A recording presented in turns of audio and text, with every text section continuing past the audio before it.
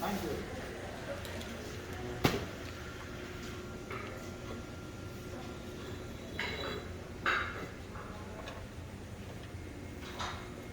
So one thing, I'm not sure if folks can hear me down there or not, but one thing I think, and it looks like all y'all are kind of doing it already, that I do like to do when I'm getting ready to do any kind of clay work, hand building or wheel throwing, is that I like to have enough to kind of keep going once I start working for a little while. So I spend a few minutes prepping all my clay, and I like to weigh out my clay. Just for a little bit of consistency in size and shape, but that's, you know, if you kind of do it by feel, that's fine too. I just like the consistency of weighing everything out. What kind of weight do you look For bowls, for a bowl with a trimmed foot, and this would be for maybe like a you know, a regular sized rice bowl or something like that. I like to use about 2 pounds, and that will give me plenty of extra material to trim off after the fact. Is it that tan one next to the, that, yeah. You might have to knock that lid off a little bit, but yeah. Oh, what do you think I should use for it? A wooden, like the end of a wooden end of a hammer or something like that. Okay. And then you just lightly tap it, and usually it will come off. Okay. Thank you. Yeah, no problem. So yeah, I like to start with about 2 pounds for a bowl. But that's also, you know, kind of depending on what kind of bowl you're making. So if you're aiming to make something, you know, ahead of the gate, then think about the size of that object.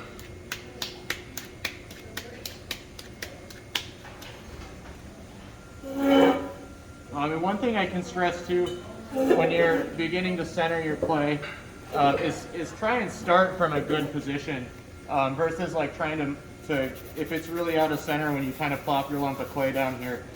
Sometimes it's better to just pop it off and start over, instead of trying to kind of muscle it from out of center into center. Try to get it, you know, less work is better for that. And then this wheel's a little different than what I. Yeah, that's And it's brand new. The foot pedal's a little stiff, crispy. This is the first time it's been turned on. Yeah, doing the honors. So you want it to be, you want to have a little bit of tack between the clay and the wheel head, so it doesn't, like, you know, too much moisture and it slides around. Not enough moisture and it won't stick. And then I just kind of aim. That's pretty good. And then with the centering, again, lots of water, plenty of water, and a little bit of speed will help. So this might be a little weird for me today. I cut my finger pretty bad earlier in the weekend, and so I'm throwing with this glove on to try and keep it dry. It should be fine, but it's a little weird. It feels a little weird.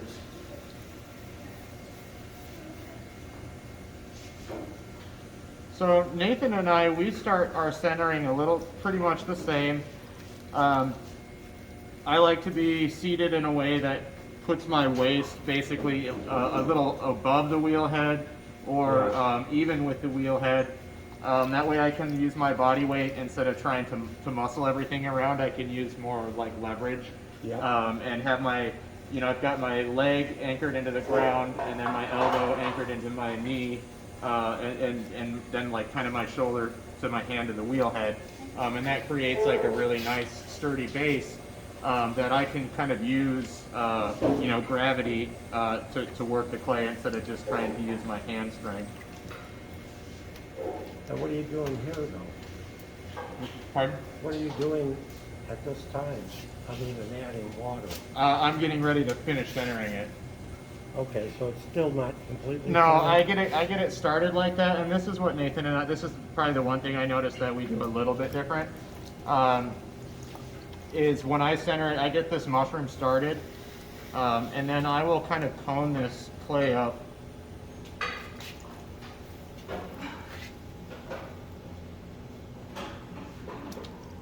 What's the glove for? Pardon? What's the glove I cut my finger. Oh. I'll kind of cone this clay up like this into this like little, you know, traffic cone shape. And then really gently, I'll push down and forward like this and kind of work the clay down into the base. And this does two things. It's an additional means of sort of wedging the material like you do on the wedging table, Yep. where it kind of gets that clay, you know, in the shape that you want it.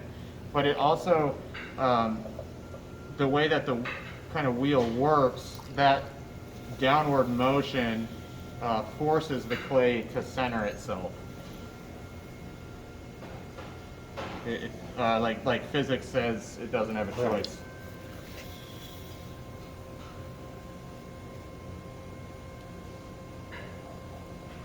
I just kind of go gentle with it. Pardon? I like your way though. That's the way I I'm trying to do it too. And then so yeah, you know, and everybody does it a little different. Totally easier. I think it's harder to master. It's easier on your body, I think. It'll help work out, like if there's additional air bubbles that you didn't get out. It'll help work that stuff out a little bit too. So that's one of the reasons why I kind of advocate for that. I've got some liquid skin from Rocky. Oh, I'm good. It's like doctored up. It's very deep. How'd you cut it? Cleaning the bathroom, actually, of all things. Yeah. It was like it wasn't even something fun. And then I periodically, when I'm working, I like to clean my wheel head off, just because I think that sometimes it gets like a little distracting if it's really messy. Right. And then so once I cone up, I'll usually do that cone up once or twice. If the clay is either really stiff or just feeling kind of weird, sometimes I'll do it a couple more times. And then I'll start opening my bowl. And Nathan kind of does it with the two finger with the heart shape, which is like that works really well. I have a tendency to use my index finger and do more or less the same thing, where I will hold, you know, my finger, my middle finger, like just slightly outside of center, and then begin just pushing straight down. And always with all of this, especially early in the beginning when the wheel is moving relatively quickly, you want to make sure you have plenty of water. I can't really stress that enough. There shouldn't be resistance. It shouldn't feel tacky. It should feel really slippery. And when you get working for a while, you kind of start with water, but as you add more material kind of back into the clay bucket, it'll get thicker and be almost like a slurry or a slop. The slurry is easier to throw with than water. I know sometimes you might want to think that to get fresh water right away, but the gross water is better. You're not using your left hand to go in? No, I only use my right Just hand. Yeah, right hand and but just support of the right hand. Yeah, yep.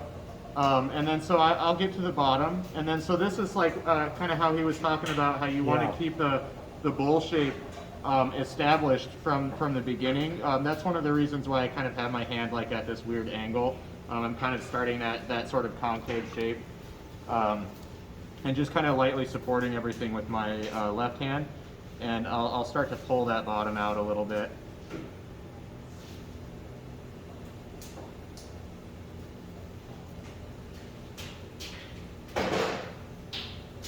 Just kind of starting to establish the interior bottom of my bowl. And once I get to about there, you know, I've got it maybe halfway open, maybe a little less. Yeah. I'll go back in with my rib and start to compress. So this is just one of those metal kidney ribs that comes in the pottery tool kit, but I've snipped the end off of it. So one side I have a flat 90 on, and the other side I have a nice curve on. And I just did that with a pair of regular scissors. These things are, you know, they're pretty cheap, and they're not very sturdy, so. But you don't have, it doesn't have to, but it's not anything special, it's not a special tool. And I'll just kind of compress this interior space with my rib. And this will just kind of, like he was talking about, preventing your S-cracks, preventing sort of structural weakness at the bottom of the bowl. That interior space is a really weak point for the clay. So you just want to make sure you're really compressing that material. Plus, this will help establish a nice bottom. Sometimes it can be hard to establish that round bottom with just your hands. And the ribs make a really nice, you know, all of those ribs make kind of a different shape. So like I have this one too that I use sometimes that will make pretty nice larger bowls. Yeah, big ones.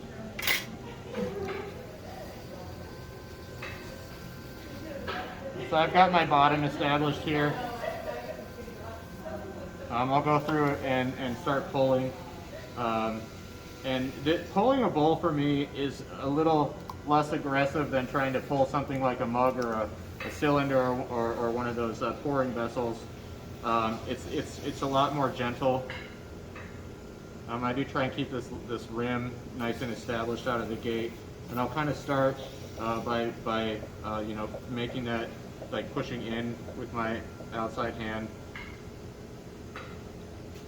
before I really start pulling, to just kind of establish this shape. And then from there, I don't want it to flare too much out of the gate.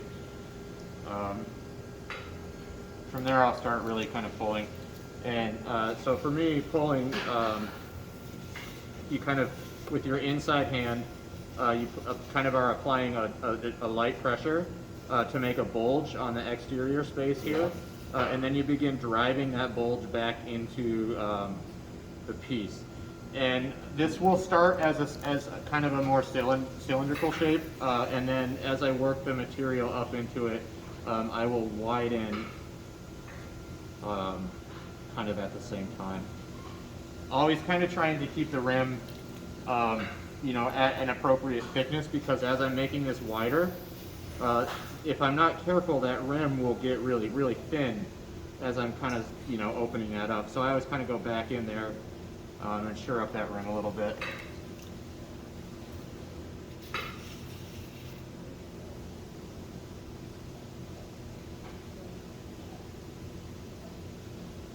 And then you can kind of see I've got a little bit extra material that I kind of didn't get off the bottom. That's not a big deal. I'll just take that off. Yep.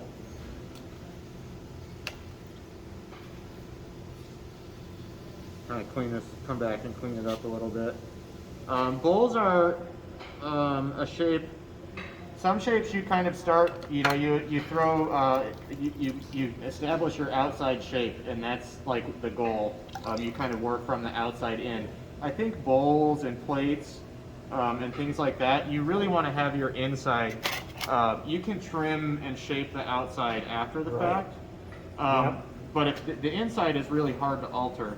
So if you want to establish the interior space, you know, kind of right out of the gate. And then this is an example of me kind of like letting the rib here do the majority of the work. And you're supporting the outside with Just a your little finger? bit. I'm just very gently pressing in. Not much at all. Not much at all, yeah, because if I push too much, it'll, you know, get all wonky, or maybe rip or something like that. And then again, kind of just coming back to clean up this rib.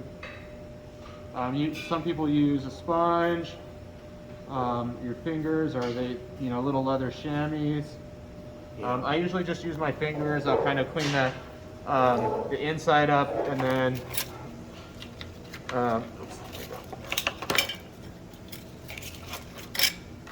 I'll come back through with the rib on the outside and just give it a nice clean line. And that's a bowl for me. Yep. The last thing that I like to do is this little swirl on the inside. Oh, that was not a very good one. Sponge some of that water out of there.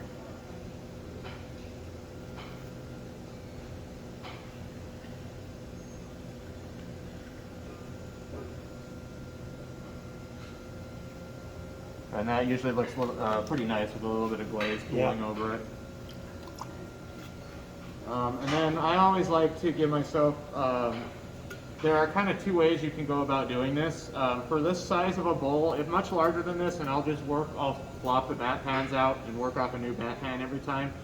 But I like to avoid doing that if I can. Just because bat pans, if you're like in your, you know, in a personal studio situation, bat pans are actually fairly expensive. So, you know, if you can kind of find ways to save them for the important things, that's usually what I do. I'll compress this bottom a little bit. This is just kind of maybe helping sure up that foot. And it also is kind of, you know, I'll give myself a guide for trimming. So make a little line here. That's where the inside is, you know, the bottom inside ends. And so that'll be a nice little guide as I flip it over to trim it next week. I'll have something to kind of go by. And then for the wire, I like to clean up the spot that I'm going to cut off, just to give it, like, make it a little bit easier on myself, give myself a guide, so I can cut that wire off relatively easily. And then if you see how I have this trimmed, how I've got this pretty solid chunk of clay down here at the bottom, that gives me enough room to carve a nice foot. And you know, that looks a little bit different for everybody. We all kind of like have to kind of choose what kind of foot shape, you know, we want to fit our bowl. And I have a tendency to like a little bit taller of a foot. So this gives me, you know, space to carve the foot that I want, but it also gives me enough space to lift this off the wheel head without touching the bowl. So I can pull this off the wheel head without distorting the form at all, which is nice. And so I usually will just make sure there's just a little bit of water on the wheel head so I've got some lubrication for my wire. If you can, I forgot a towel today. Clean, dry hands always help a lot when you're pulling something off the wheel head. I, you know, just kind of drag my wire tool down, nice and tight and flat on the bottom, spinning the wheel kind of slow, and then I'll just pull it through towards myself, just like that. Beautiful. And then I make this sort of shape. There are some pot lifting tools somewhere in here that you can actually use to lift the pots off without touching your hands.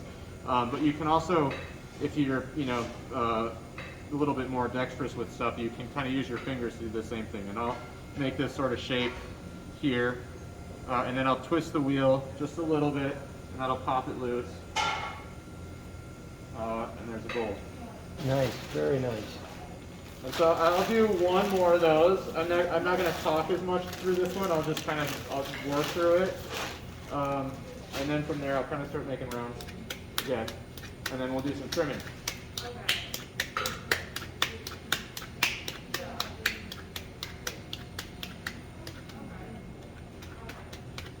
You work elsewhere also? Yeah, I teach here and at St. Clair Community College up in Port Huron.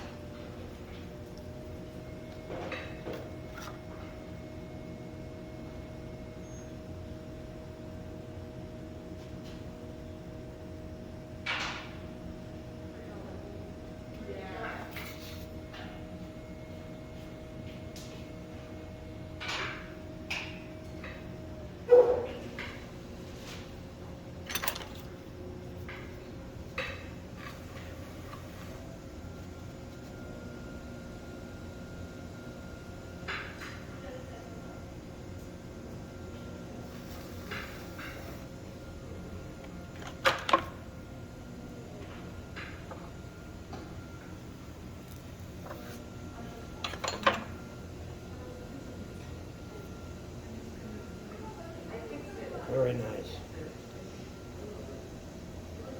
Not too bad. You got a little thinner on that second one. Yeah. I haven't made bowls in a while though, so I'll take it. Oh, yeah. This Yeah. one's probably a little bit better of a size. Better of a after size, it shrinks, you know. I like this size now, but I think that this will probably be, you know, Yeah. when it shrinks down a little bit. The form is real good. And you say you like a smaller foot. Tall. Tall. Yeah, tall. Small but tall. Yeah. Yeah, so I'll trim that out next class period in these bowls. I'm gonna try and trim this jug, but it could be high risk. This thing. Oh, I guess I'll start with the bottle.